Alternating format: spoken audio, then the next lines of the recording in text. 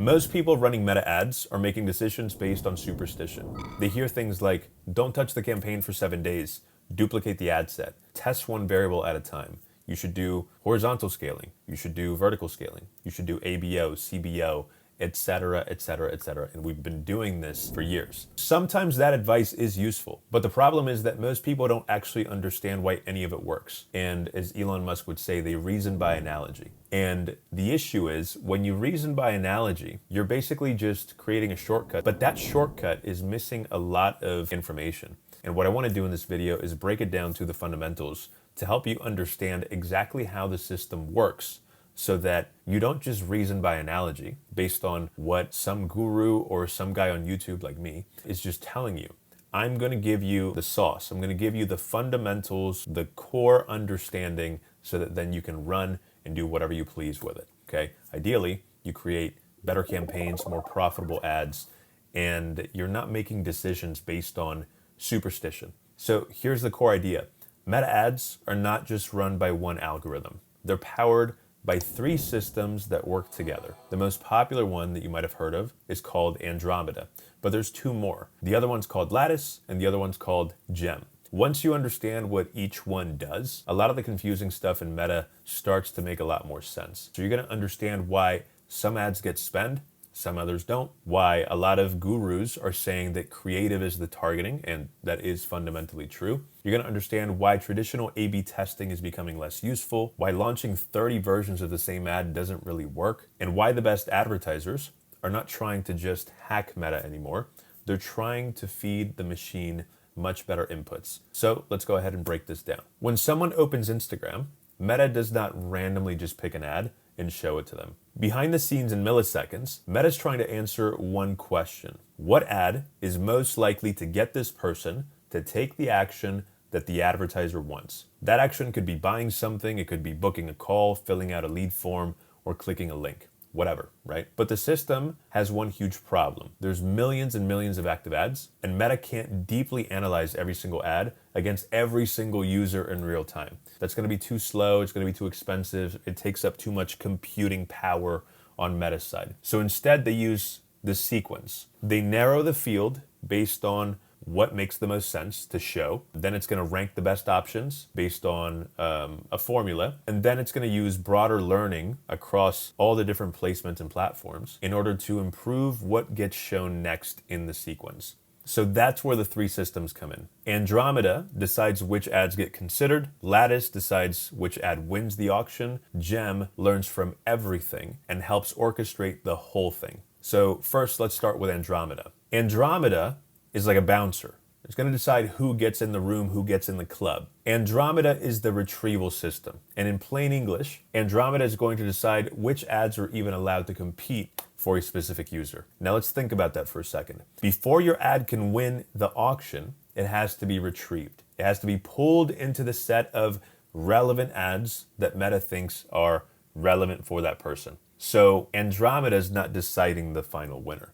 It's deciding who gets in the room. And this matters because advertisers think their campaign settings are what determine who sees their ads. Interests, lookalikes, retargeting audiences. But the big shift is that Meta is now analyzing the creative itself. The image, the video, the hook, the caption, the words on the screen, the person on the screen, the product itself, the offer, all of these things. Meta is scraping from your ads and using all that information to understand what your ads are actually about. Not what you say it's about in Ads Manager, but what the ad itself actually is communicating. That's why people say creative is the targeting, because your creative tells Meta who the ad is for. If you make an ad about busy moms trying to lose weight, Meta understands that. If you make an ad about business owners who are tired of bad leads, Meta also understands that. If you make an ad about athletes trying to recover faster, Meta gets that too. So Andromeda looks at the ad and creates a kind of fingerprint for it. Now, I've scanned through a variety of different articles and sources online, and some advertisers are calling this an entity ID, but that's not an official Meta term. It's basically just practitioner language that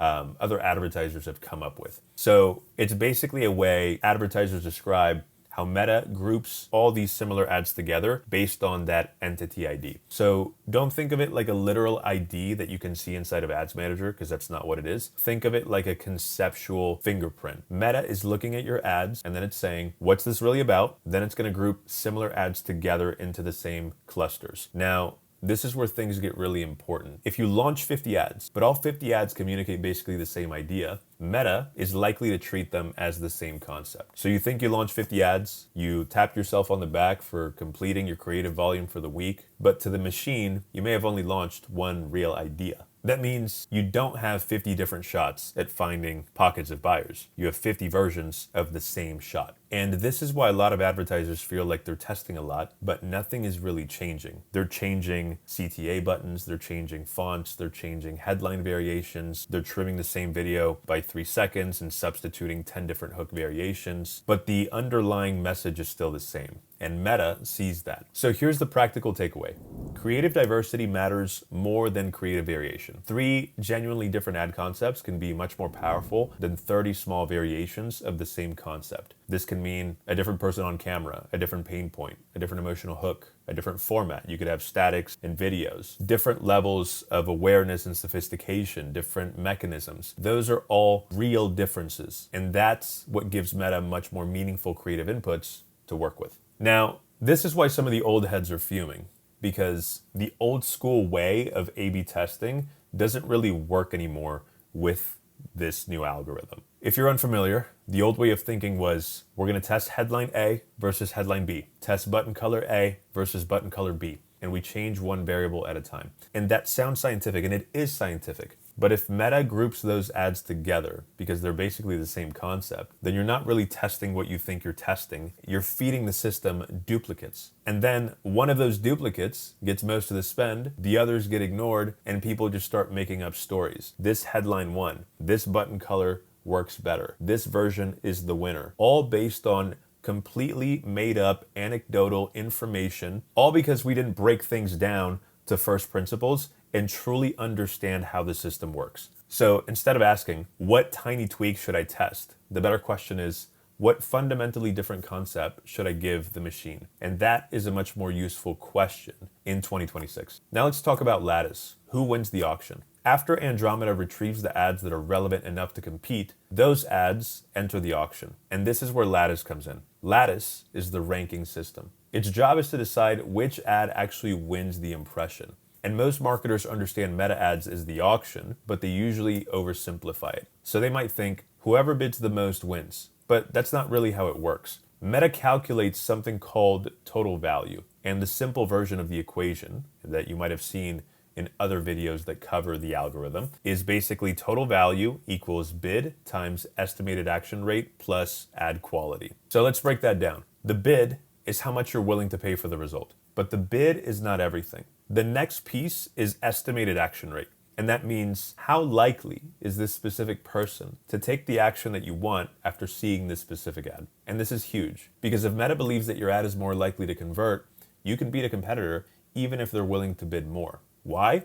Because Meta wants to show users ads that they're actually likely to engage with. Meta does not want to destroy the user experience by showing irrelevant content just because an advertiser is willing to pay more. What Meta is doing with the system is aligning incentives across the board. So believe it or not, your biggest lever is not always just to bid. Your biggest lever is often increasing the probability that the right person takes the right action after seeing your ad. And that comes from better creative, better offer, better message match, better funnel. The third piece is ad quality. Are people actually engaging with the ad? Are they hiding it? Are they reporting it? Is the landing page experience good? Is the ad relevant? So a high quality ad with a strong estimated action rate can beat an advertiser who is simply trying to brute force their way through the auction with higher bids. That is why better ads can lower costs. Better ads improve the prediction that someone will take the desired action. And that helps you win better auctions at better costs. Now let's talk about GEM. GEM stands for Generative Ads Recommendation Model. But in simple English, think of GEM as the central brain. It's not replacing Andromeda. It doesn't replace the auction. It feeds the system with better intelligence. Now, before GEM, Meta's ad systems were more siloed. Instagram stories had its own learning, Facebook feed had its own learning, Reels had its own learning. Different placements and different platforms were not sharing information as efficiently. And Gem changes that. Gem learns across these different meta platforms, these different placements, Facebook, Instagram, feed, stories, you name it. Different ad formats, different user behaviors. And the big shift is that Gem is not only thinking about one ad impression in isolation, it's learning sequences. In other words, it's not just asking, what is the best ad to show this person right now? It is also learning what order of ads tend to move someone toward a conversion. And that matters a lot. This is a personalized journey, a personalized customer journey that is being that's happening without your involvement. Because people rarely convert from one random ad, they might see a broad problem-aware ad, then a testimonial ad, then a demo, then an offer, right, with a discount code, then maybe an additional retargeting ad. Gem is trying to learn all of these patterns. So if Andromeda determines what can be shown, Lattice helps determine what wins right now, and Gem helps the system learn what should be shown next. That's why I'm generally not a fan of constantly turning ads off too aggressively unless there's something clearly wrong. If something's clearly terrible, you obviously cut it. But if you're constantly pausing, relaunching, editing, duplicating, and restructuring things, you may be actually interrupting the system before it can learn how the pieces work together. So you want to refresh creative consistently, but you don't want to be uncalculated in your moves within an ad account. There's a vast difference. Okay, now let's talk about the learning phase in plain English. Most people hear, Meta needs 50 conversions in 7 days. And that's true as a surface level rule. But what's actually happening? Meta is trying to build a reliable estimate. It needs enough data to understand this ad shown to this type of person in this placement under this optimization event has the probability of creating this desired result. Now, at the beginning, Meta's not fully optimizing yet. It's just exploring these different silos, right? It's exploring the different signals that you're giving them. And that is why performance can be volatile during learning. One day looks good, the next day looks terrible, then it comes back. Now, that's not always because the campaign is broken. Sometimes the machine is still gathering that signal. And the reason guys like me are saying don't touch it is because certain changes reset learning. Things like big budget changes, audience edits, changing the optimization event, adding or removing ads, or pausing for too long. All those changes can send the system back into data collection mode.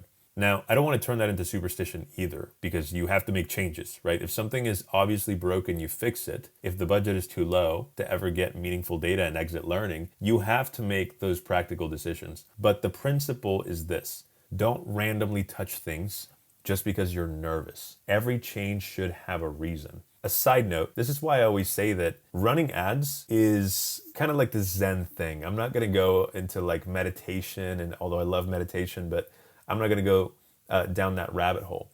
But you have to like be completely detached from the fact that you're spending money. That's what truly makes a great marketer, a great advertiser, a great media buyer, whatever the modern term for it is now. Someone that's running your paid media. Okay? They have to be detached from the outcome, not in the way that, oh, I don't care that I'm spending money, because they should care. But if you're always making emotional decisions, that's going to kill you. In the same way that a Warren Buffett or a Charlie Munger isn't making emotional investment decisions, you should not be making emotional investment decisions inside of your ad account. All right, let's go ahead and put the system together. Somebody opens Instagram. In milliseconds, Meta starts making decisions. First, Gem has already been learning from that person's behavior. What they watch, what they click, what they buy, what they ignore, how much time they spent on a certain video, what formats they engage with. You get the idea. Then Andromeda fires, and it scans through Meta's huge index of ads and retrieves the ads that seem relevant for that user. From millions of possible ads, it narrows the field down to a small group.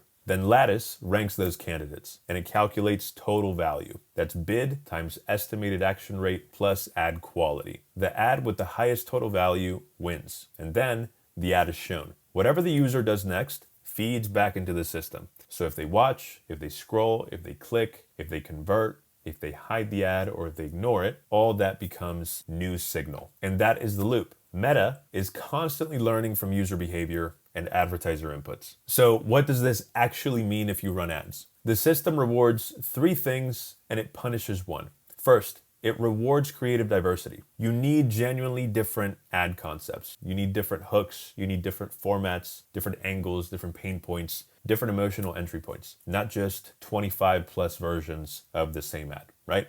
Second, it rewards signal quality. Your tracking needs to be clean. So that's the pixel, the conversions API, your event match quality, clear conversion events. The better data that you feed Meta, the better it can predict who is likely to take action. Third, it rewards simplicity. So that's fewer ad sets, broader targeting, consolidated data, a clear account structure, and a clear process for analyzing and including new creative tests into the ad account or different campaigns. The algorithm needs data density. If you split everything into a million tiny ad sets, you're basically fragmenting the signal. 5 ad sets getting 2 conversions each is usually worse than 1 ad set getting 10. And finally, it penalizes redundancy. Redundant ads, redundant audiences, too many constraints, it doesn't like it. So when you over control the system, you make it harder for Meta to find the best match. That doesn't mean that you should never use constraints. It just means that you should understand the trade-off. Every constraint reduces the machine's search space. So the whole game is actually pretty simple.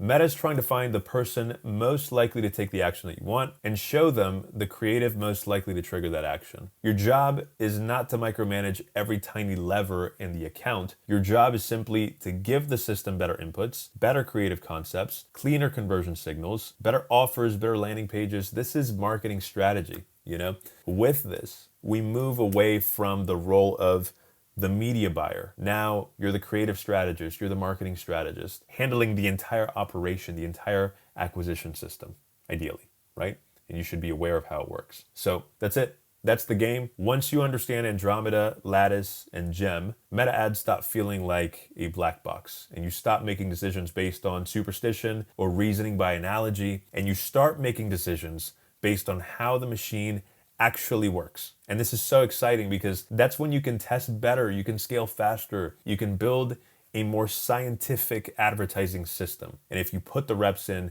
you will get the results. If this helped you understand Meta ads in plain English, hit the subscribe button. Thanks for watching, and I'll see you next time.